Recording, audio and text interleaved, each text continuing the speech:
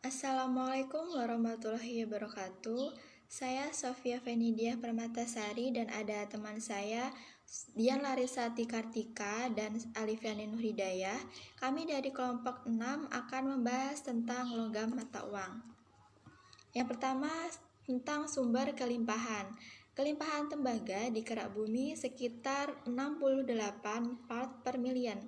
Beberapa persenyawaan logam tembaga terdapat sebagai senyawa sulfida seperti kalkopirit, kalkosit, krisokola, malasit, bornit, dan turkois.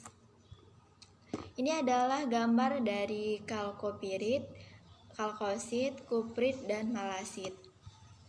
Kemudian yang selanjutnya yaitu perak. Kelimpahan perak di kerak bumi sekitar 0,08 part per million. Sumber utama perak yaitu Ag2S. Perak murni didapatkan dari produk sampingan dalam produksi logam lain seperti tembaga. Meksiko, Kanada, Peru, dan Amerika Serikat adalah produsen utama perak di belahan bumi barat. Sebagian besar ditemukan dalam keadaan bebas sebagai butiran yang biasanya tercampur dengan emas dan tembaga. Ini adalah gambar dari logam Ag2S. Kemudian kelimpahan emas. Kelimpahan relatif emas di dalam perak bumi diperkirakan sekitar 0,004 gram per ton, termasuk sekitar 0,001 gram per ton yang terdapat di dalam perairan laut. Tambang emas di Indonesia terdapat di Jawa Barat, Sambas, Pontianak, Kutai, dan Kalimantan Tengah. Kelimpahan emas di kerak bumi sekitar 0,004 part per million. Di dalam air laut sekitar 1 kali 10 pangkat negatif 3 part per million tergantung pada lokasinya. Emas didapat dari telurit, ada pirit emas, dan endapan aluvial. Berikut ini adalah gambar dari telurit, ada aluvial dan pirit emas. Kemudian yang kedua yaitu cara isolasi logam mata uang. Yang pertama ada ekstraksi tembaga. Ekstraksi tembaga dari biji sulfida dapat dilakukan dengan dua proses, yaitu dengan proses termal pirometalurgi atau dengan proses pelarutan air yaitu hidrometalurgi. Yang pertama adalah proses termal pirometalurgi. Adalah suatu proses pengolahan mineral dengan dasar panas. Inti dari proses ini adalah pengolahan tembaga dengan melalui suatu proses yang bertujuan untuk mengubah pengotor senyawa sulfida menjadi oksida atau disebut dengan proses roasting. Materi selanjutnya akan disampaikan oleh Alifiani Nurhidayah. Oke, selanjutnya saya akan menjelaskan tentang proses pengolahan dengan cara pirometalurgi, yaitu sebagai berikut. Yang pertama, dimulai dengan proses grinding atau penghancuran biji. Setelah dihancurkan, biji digerus sampai mencapai ukuran yang sesuai sehingga dapat dilakukan tahap selanjutnya. Nah, tahap yang kedua yaitu flotasi. Flotasi ini berfungsi untuk memisahkan mineral tembaga yang akan kita ambil dari pengotornya. Caranya yaitu dengan mengapungkan mineral yang akan kita ambil dengan bantuan gelembung udara hingga naik sampai ke permukaan air. Ketika biji-biji berada di dalam air, maka permukaan mineral tersebut akan merespon air sesuai sifat kimia dan fisiknya. Mineral-mineral yang permukaannya tidak terbasahi oleh air akan menempel pada gelembung dan naik ke permukaan air membentuk buih mineral. Nah, sedangkan mineral-mineral lainnya atau pengotor tetap berada di dalam air. Dari proses flotasi ini diperoleh biji pekat dengan kandungan Cu sebesar 15% sampai 20%. Tahap yang ketiga yaitu roasting atau memanggang dengan udara dengan tujuan mengubah besi sulfida menjadi besi oksida dengan reaksinya yang bisa dilihat pada slide. Nah, tahap terakhir yaitu melting atau pelelehan. Pada tahap ini, batu bara dan pasir ditambahkan ke konsentrat dalam tuku reverberatori, sehingga campuran bisa dipanaskan pada suhu 1400 sampai 1450 derajat Celcius untuk membuat lelehan. Hasil dari proses roasting tadi bereaksi dengan silika untuk membentuk terak besi silikat. Nah, terak yang terbentuk ini tadi secara spontan membentuk dua lapisan, yaitu lapisan atas dan lapisan bawah.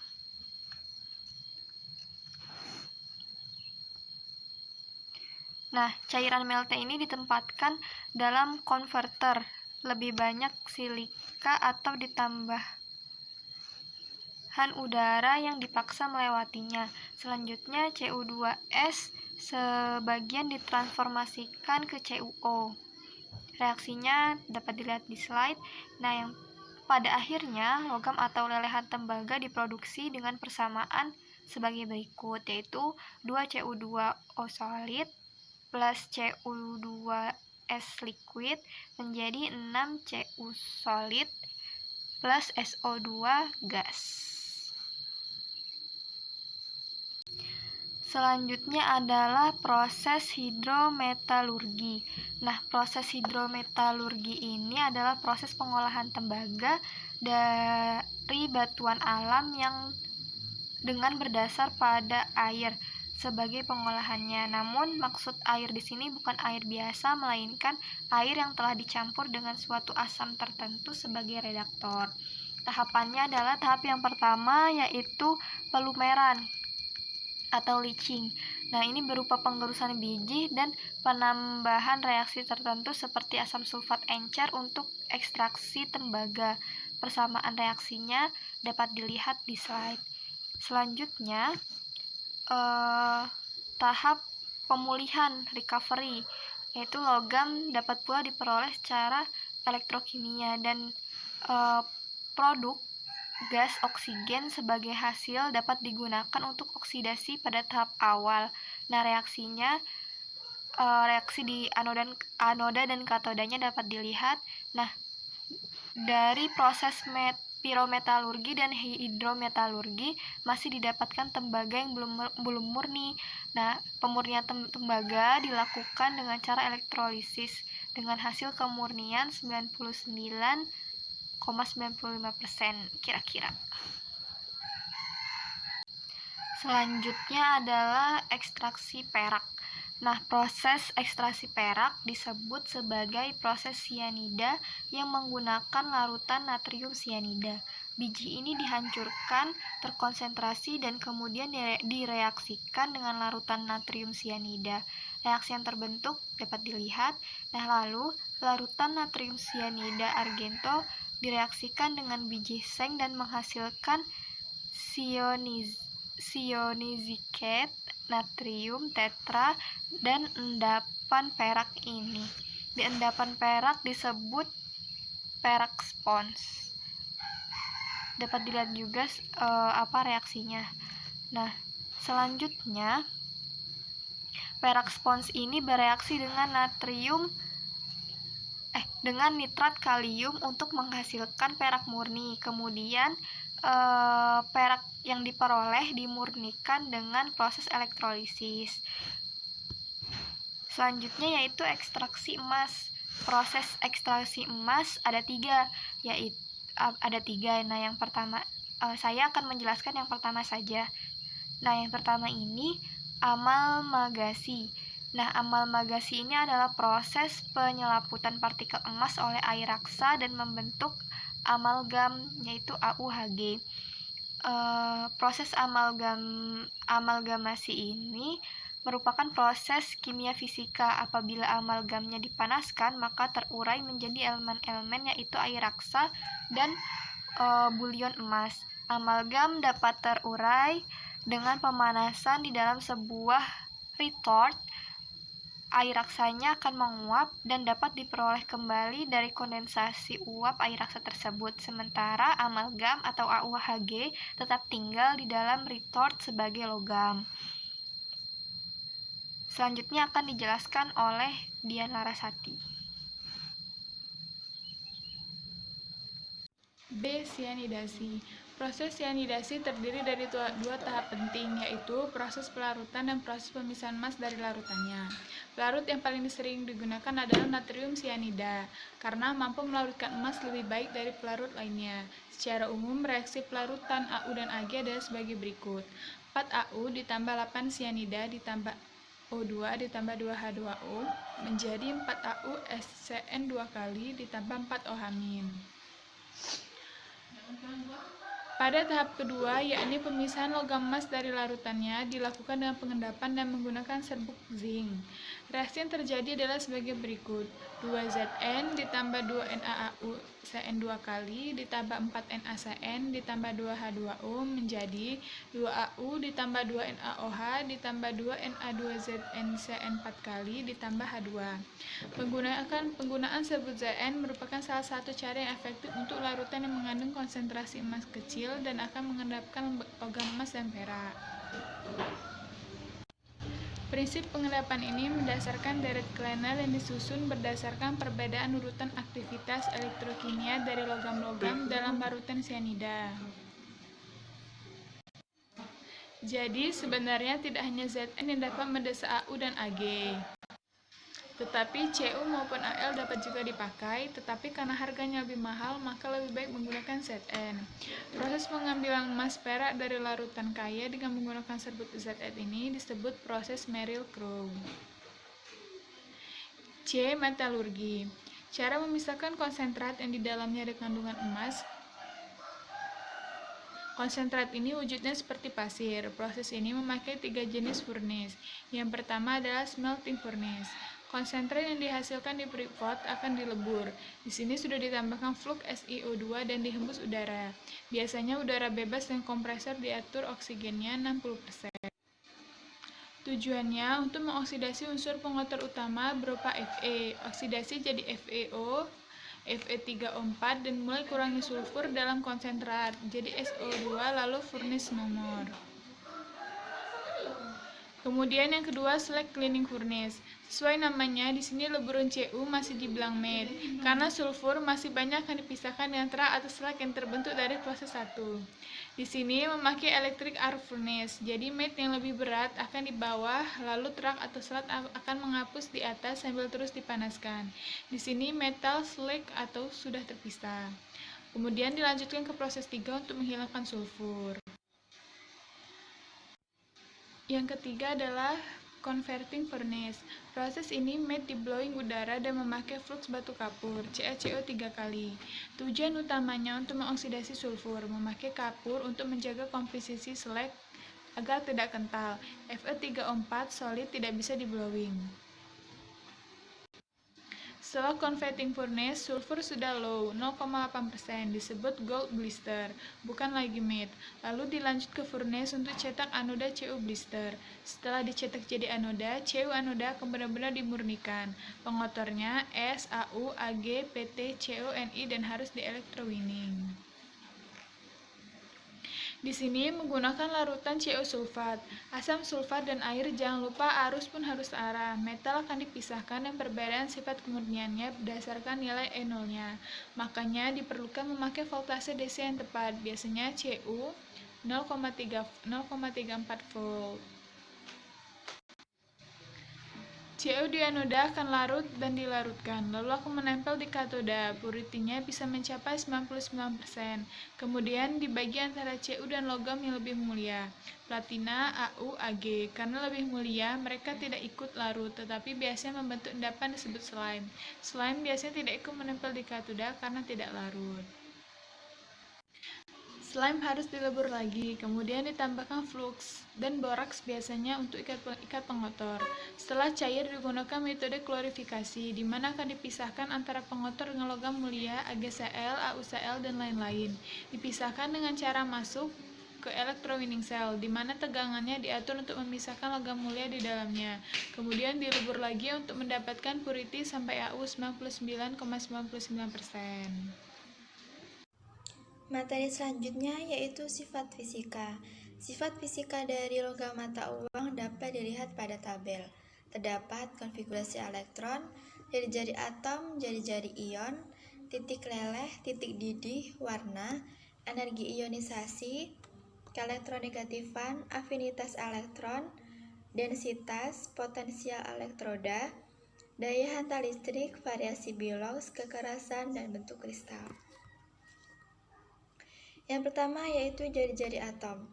Jari-jari atom ialah setengah jarak antara dua inti pada atom-atom yang saling bersinggungan. Dalam satu golongan, dari atas ke bawah jari-jari atom semakin besar dengan bertambahnya nomor atom. Semakin besar nomor atom, maka jarak antara inti atom dengan elektron terluar akan semakin jauh, sehingga jari-jari atom akan semakin besar.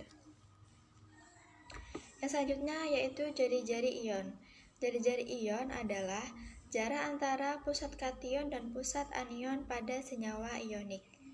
Jari-jari ion pada logam mata uang dalam satu golongan dari atas ke bawah semakin besar. Kation lebih kecil dari atom netral karena pelepasan satu elektron atau lebih akan mengurangi tolak-menolak elektron. Tetapi muatan inti tetap sama sehingga awan elektron akan mengerut. Selanjutnya yaitu titik didih dan titik leleh. Dalam satu golongan, logam mata uang dari atas ke bawah semakin menurun, tetapi terdapat anomali pada logam perak.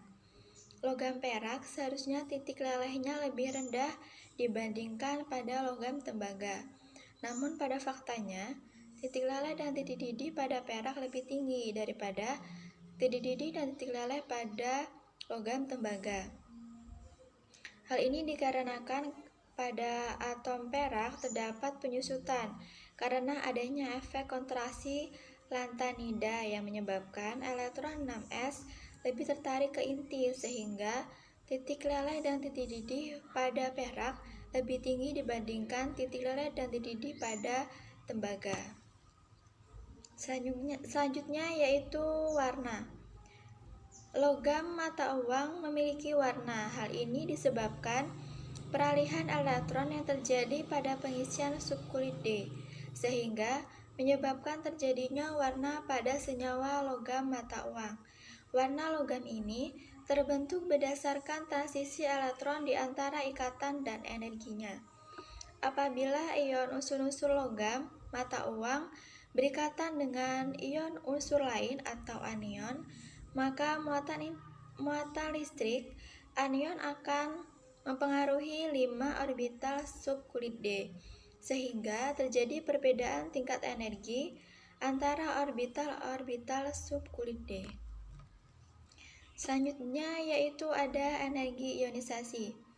Pada unsur logam mata uang terdapat anomali pada emas, di mana energi ionisasi pada emas lebih tinggi daripada pada perak, sedangkan muatan inti efektif antara emas dan perak sama yaitu 13,9.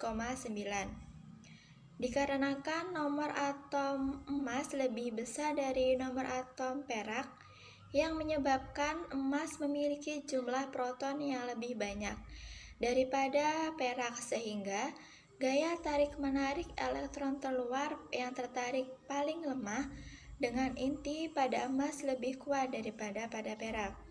Jadi, untuk melepaskan satu elektron terluar yang terikat paling lemah dengan inti pada perak lebih sulit, sehingga energi ionisasi pada emas lebih besar daripada pada perak. Selanjutnya yaitu keelektronegatifan. Keelektronegatifan pada logam mata uang semakin meningkat. Pada perak, keelektronegatifannya lebih besar daripada tembaga. Hal ini dikarenakan muatan inti efektif pada perak, yaitu 13,9, lebih besar daripada muatan inti efektif pada tembaga, yaitu 7,4.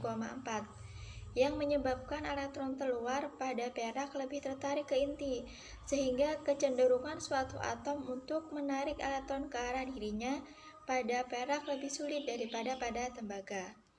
Materi selanjutnya akan dibahas oleh Alifiani Nurhidayah.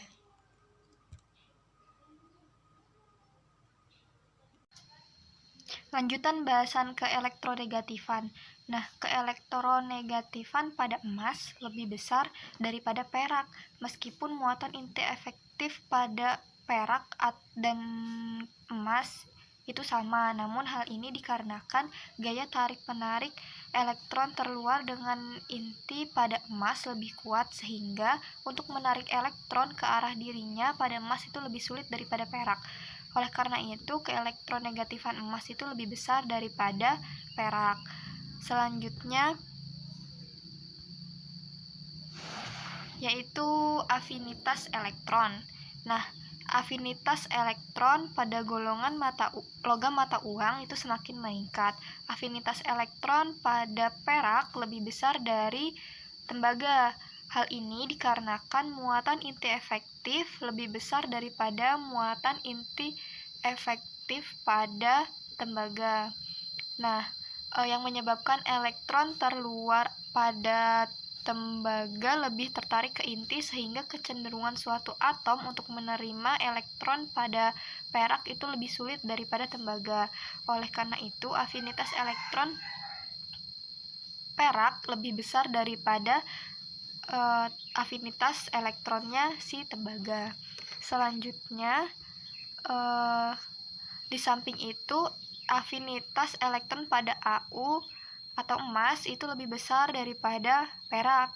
Nah, meskipun muatan inti efektif pada perak dan emas sama, namun hal ini dikarenakan gaya tarik-penarik elektron terluar dengan inti pada emas itu lebih kuat, sehingga untuk menerima elektron pada emas itu lebih sulit daripada perak. Oleh karena itu, afinitas elektronnya emas lebih besar daripada perak. Selanjutnya adalah sifat fisika. Yang pertama yaitu densitas. Pada golongan 11 memiliki densitas yang cenderung meningkat dari atas ke bawah dalam satu golongan, yaitu dari Cu ke Au. Nah, yang kedua, potensial elektroda. Potensial elektroda cenderung meningkat. Potensial elektroda ini meningkat karena logam mata uang memiliki potensial reduksi standar positif yang lebih besar dari hidrogen. Selanjutnya, daya hantar listrik. Daya hantar listrik dalam satu golongan logam mata uang dari Cu ke Ag meningkat, sedangkan dari Ag ke Au menurun. Nah, selanjutnya itu kekerasannya. Cu memiliki kekerasan lebih besar daripada Ag dan Au, sedangkan Ag dan Au memiliki kekerasan yang sama. Selanjutnya kita akan membahas sifat kimia logam golongan 11. Nah, yang pertama, sifat kimia dengan oksigen. Tembaga itu dapat bereaksi dengan oksigen. Pada suhu 300 derajat Celcius, tembaga bereaksi dengan oksigen membentuk CuO yang berwarna hitam, sedangkan pada suhu 1000 derajat Celcius akan terbentuk tembaga 1 oksida yang berwarna merah. Perak dan emas tidak bereaksi dengan oksigen. Selanjutnya, dengan nitrogen. Nah, nitrogen dan hidrogen. Jadi logam golongan 11 itu tidak bereaksi dengan nitrogen dan hidrogen. Sifat kimia yang pertama ada halogen. Tembaga. Reaksi tembaga dan halogen yaitu Cu ditambah F2 menjadi CuFe-F2 yang berwarna putih. Cu ditambah Cl2 menjadi CuCl2 yang berwarna kuning coklat. Cu ditambah Br2 menjadi CuBr2 yang berwarna hitam. Kemudian perak. Perak bereaksi dengan halogen. Reaksinya 2Ag ditambah Cl2 menjadi 2AgCl dalam keadaan panas. 2Ag ditambah Br2 menjadi 2AgBr dalam keadaan panas. Kemudian emas. Reaksi emas dan halogen yaitu 2U ditambah 3Cl2 menjadi 2UCl3, 2U ditambah 3Br2 menjadi 2UBr3, 2U ditambah I2 menjadi 2AuI. Tembaga, perak, dan emas tidak bereaksi dengan air. Kemudian sifat kimia asam dan basa. Tembaga. Logam tembaga larut dalam asam sulfakat panas untuk membentuk larutan ion Cu2 dengan gas hidrogen, dan logam tembaga larut dalam asam nitrat encer ataupun pekat. Kemudian sifat kimia asam basa perak. Perak bereaksi dan berbagi asam. 2Ag ditambah H2SO4 jadi Ag2SO4 ditambah SO2 ditambah 2H2O. 3Ag ditambah 4HNO3 menjadi 3AgNO3 ditambah 2H2O ditambah 2NO. Ag ditambah 2HNO3 menjadi AgNO3 ditambah H2O ditambah NO2. 2Ag ditambah 2HCl menjadi 2AgCl ditambah H2. Kemudian emas. Logam emas larut dalam aqua regia, campuran asam klorida HCl dan asam nitrat pekat HNO3 dalam rasio 3:1, namun tidak larut dalam larutan HN3. Tembaga, perak, dan emas tidak bereaksi dan basa. Persenyawaan. Tidak ada hidrida pada golongan mata uang. Materi selanjutnya yaitu persenyawaan logam mata uang dengan halida. Yang pertama itu tembaga. Persenyawaan tembaga dengan halida yaitu ada CuF2 berwarna putih, CuCl2 berwarna kuning kecoklatan, CuCl berwarna putih, CuBr2 berwarna hitam, CuBr berwarna putih, dan CuI berwarna putih. CuF2, CuCl2, dan CuBr2 bersifat stabil dan anhidrosnya dapat diperoleh dengan memanaskan unsurnya. Ion I negatif mereduksi ion Cu2+ menjadi Cu+ untuk membentuk CuI2 dalam pembuatan CuI. Yang selanjutnya yaitu perak. Persenyawaan perak dengan halida yaitu ada AgF2 berwarna coklat, AgF berwarna kuning, Ag2F berwarna kuning kehijauan, AgCl berwarna putih, AgBr berwarna kuning pucat, dan AgI berwarna kuning.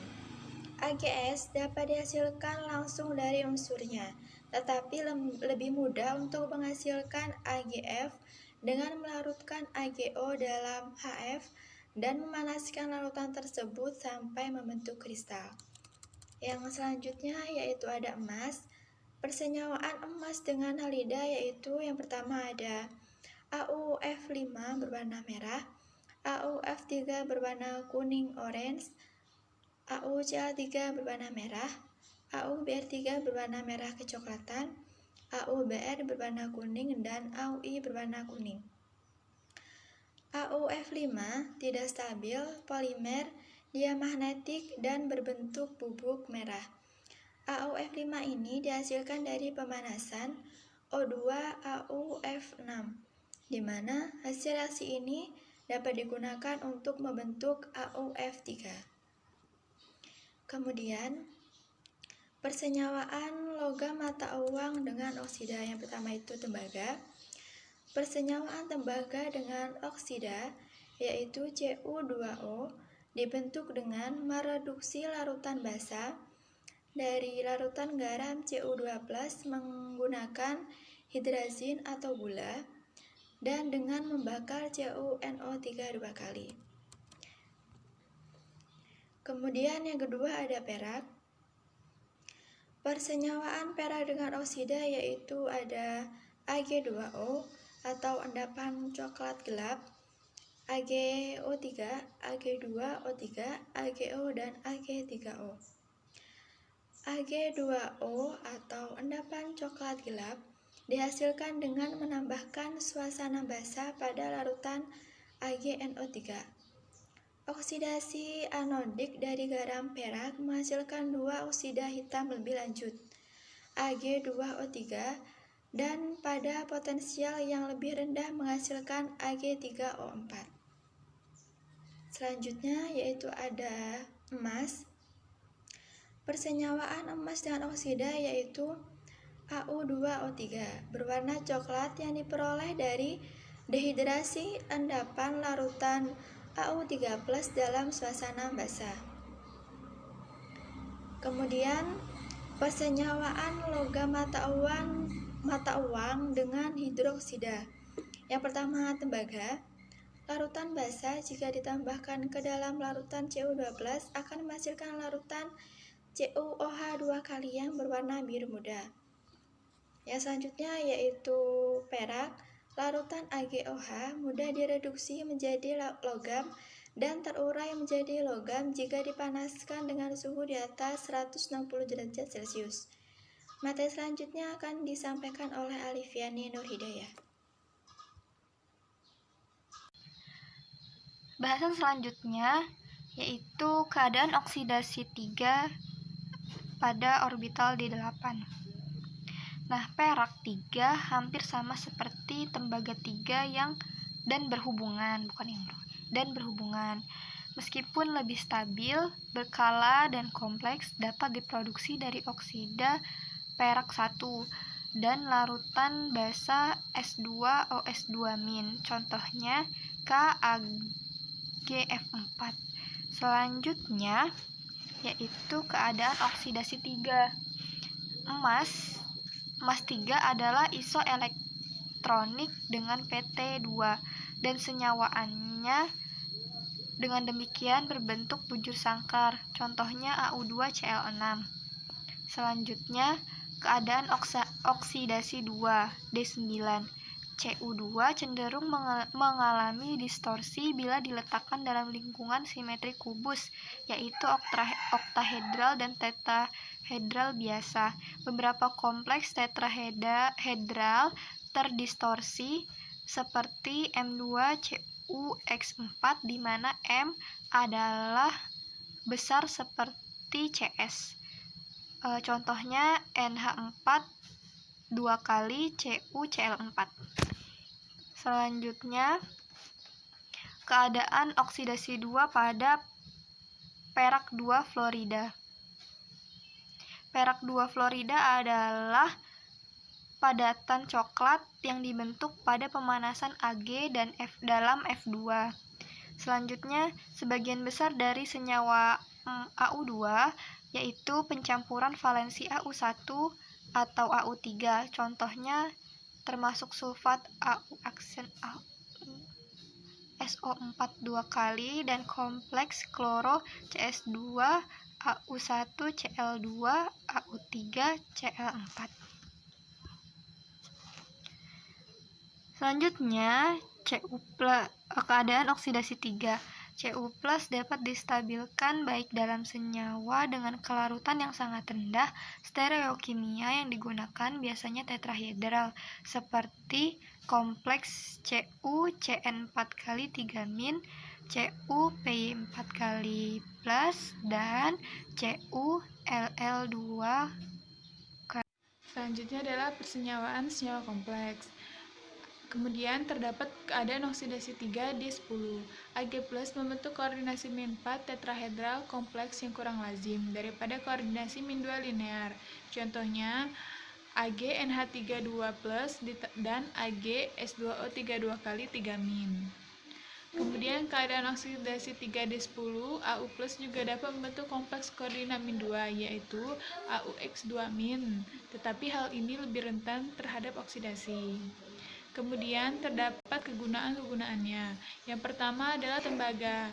Yang pertama sebagai bahan untuk kabel listrik dan kumparan dinamo. Yang kedua paduan logam.